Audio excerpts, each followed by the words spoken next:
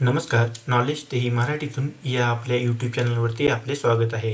आजच्या या व्हिडिओमध्ये आपण राज्यात ऑगस्ट आणि सप्टेंबर महिन्यामध्ये जी अतिवृष्टी म्हणजेच मुसळधार पाऊस झाला होता या संदर्भात आज राज्य मंत्रिमंडळाची बैठक झाली होती आणि यानंतर राज्याचे मुख्यमंत्री श्री देवेंद्र फडणवीस यांनी एक पत्रकार परिषद घेऊन या अतिवृष्टी बाधित शेतकऱ्यांना व इतर घटकांना 31,628 कोटी रुपयांचे पॅकेज जाहीर केले आहे. त्यामध्ये त्यांनी वजे वाहून नेणारे जनावरे किंवा दुधाळ जनावरे किंवा खरडून गेलेली जमीन, घराचे झालेले नुकसान, दुकानाचे झालेले नुकसान या संदर्भात नुकसान भरपाई मिळणार आहे ते सांगत असताना ते काय म्हणाले आहेत ते आज आपण आजच्या व्हिडिओमध्ये बघणार आहोत. तत्पूर्वी तुम्ही जर आपल्या या चॅनलला म्हणजेच नॉलेज ते ही मराठीतून या चॅनलला सबस्क्राईब केलं नसेल तर नक्की सबस्क्राईब करा. चला मग बघूया राज्याचे मुख्यमंत्री या संदर्भात बोलत असताना काय म्हणाले आहेत.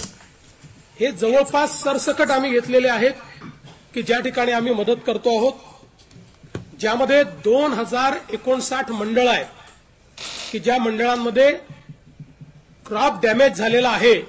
त्यामुळे 65 मिलीमीटरची अट आम्ही ठेवलेली नाही. जिथे क्रॉप डॅमेज आहे असं सगळं कव्हर करून त्या ठिकाणी मदत करण्याचा निर्णय आपल्या सरकारने त्या ठिकाणी घेतलेला आहे. एकूण सर्व प्रकारची जी मदत आपण करतो आहे, ज्यामध्ये क्रॉप डॅमेज आहे, ज्यामध्ये खरडून गेलेल्या जमिनीचा विषय असेल किंवा मृत व्यक्तींना मदत असेल, जखमींना मदत असेल, इस्पितळातली मदत असेल, 10,000 रुपये जे आपण देतो ती मदत असेल, पूर्णतः जे नष्ट झालेले पडझड झालेले घरं आहेत जी 100% गेली आहेत त्याला पूर्णपणे आपण नव्याने घरं बांधण्याकरता त्या ठिकाणी मदत करणार आहोत. आणि नव्याने प्रधानमंत्री आवास योजनेतला नवीन घर समजून त्याला पूर्ण पैसे देऊन त्या ठिकाणी त्या घराची निर्मिती आपण करणार आहोत.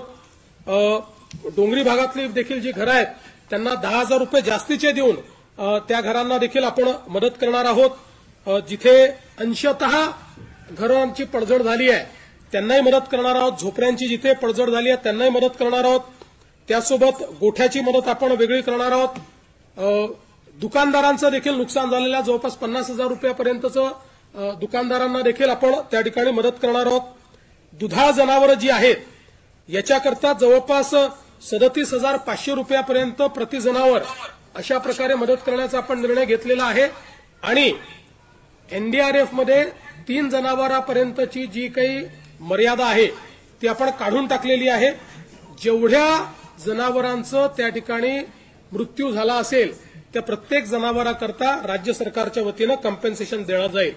ओढकाम करणारी जी जनावरं आहेत त्याच्याकरता 32,000 रुपये प्रति जनावर देण्यात येईल. कुक्कुटपालनाकरता देखील आपण त्या ठिकाणी जो काही आपला दर आहे तो 100 रुपये प्रति कोंबडीप्रमाणे जेवढं नुकसान झालं असेल तेवढं देणार आहे.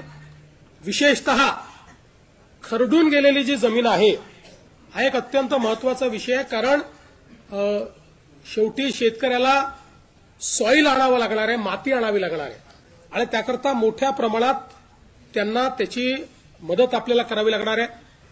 आणि म्हणून आपण हा निर्णय केलेला आहे की 47,000 रुपये हेक्टरी त्यांना कॅश कॉम्पेन्सेशन आणि 3 लाख रुपये हेक्टरी हे नरेगाच्या माध्यमातून आम्ही त्यांना देणार आहोत.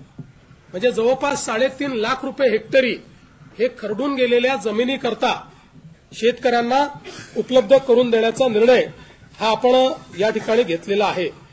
आणि याच्या व्यतिरिक्त सगळ्यात महत्वाचं की जे काही कॉम्पेन्सेशन आपल्याला क्रॉपच्या संदर्भात द्यायचं आहे त्या क्रॉपच्या कॉम्पेन्सेशनच्याकडे मी शेवटी येतो.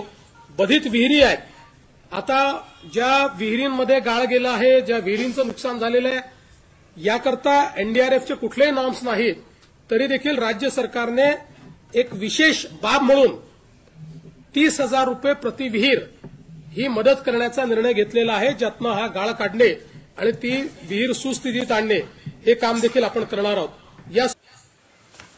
अशा पद्धतीने राज्याचे मुख्यमंत्री यांनी माहिती दिलेली आहे. आपल्याला काही प्रश्न शंका असतील तर या व्हिडिओच्या कमेंट बॉक्समध्ये विचारा. आम्ही सर्व प्रश्नांची उत्तरे देण्याचा प्रयत्न करत असतो. हा व्हिडिओ लाईक करा. अशाच माहितीपूर्ण अपडेट्स आणि व्हिडिओसाठी आपल्या चॅनलला नक्की सबस्क्राईब करा. धन्यवाद.